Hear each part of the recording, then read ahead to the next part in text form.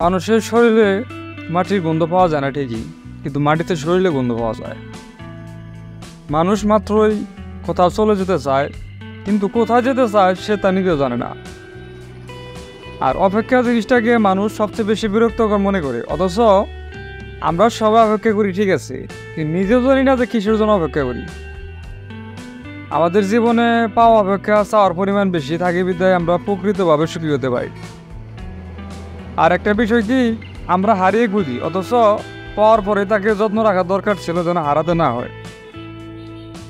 আর আমরা সুখের চেয়ে দুঃখকে অনেক বড় মনে করি, অথচ হাজার ব্যর্থতার পরে একটি সফলতাকে অনেক বেশি বড় মনে হয়। প্রত্যেকটা মানুষ কিছু নির্দাহীনাত্রী থাকে। প্রথম প্রথম হয়তো দুঃখে ভারে রাত জাগলে একসময় তা অভ্যাসে পরিণত হয়। একটানা দীর্ঘদিন কোনো কাজ করতে থাকলে সেটা অভ্যাস হয়ে যায়। তাই এখনও দুঃখ পেতে থাকলে মানুষ অনেক সময় তার সাথে অভ্যস্ত হয়ে যায়। জীবনে আসলে নতুন কিছু ভাবার কিছু নাই, যেটা থাকার এমনি থাকবে, আর যেটা না থাকার সেটা হাজার চেষ্টা থাকবে না। প্রত্যেকটা মানুষের স্বভাব এবং প্রকৃতির মাধ্যমে তার অভিপ্রায় প্রতিফলন ঘটে, যার দ্বারা সে অন্য কাছে পরিচিত হয় এবং তার প্রভাব তার আশেপাশে পরিবেশের উপরে পড়ে। প্রতিদিন নতুন রূপে নিজেকে সাজিয়ে নেওয়াটা এক প্রকার সৃজনশীলতার প্রতীক। মানুষ মাত্রই নতুন চাদর নিজেকে ঢেকে ফেলতে ভালোবাসে। অধিকার করার চেয়ে হরণ করতে মানুষ বেশি আনন্দ পায়, অথচ অধিকারে ভালোবাসা থাকে এবং হরণের নিশ্চয়তা থাকে।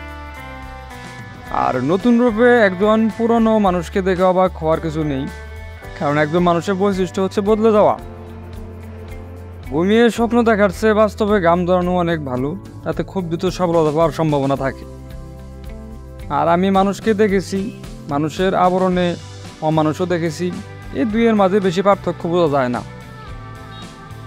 আমার পরিপূর্ণতা খুঁজে, অথচ শূন্যতা পছন্দ করি না। আর শূন্যতা না থাকলে জীবন পূর্ণ হবে কী করে ভাই? তো গাইজ, আজকের মতো এই পর্যন্তই। যদি ভালো লাগে থাকে কথাগুলো অবশ্যই লাইক, কমেন্ট, শেয়ার, সাবস্ক্রাইব করতে একদম বলবা না। তবে জানি মানুষ মাত্র হিংসাহীন, মানুষ অনেক হিংসা করে আমি। তো এগুলো ভাই বাদ দেই, যার যার চিন্তা শেষে করি। এই পর্যন্তই ভাই।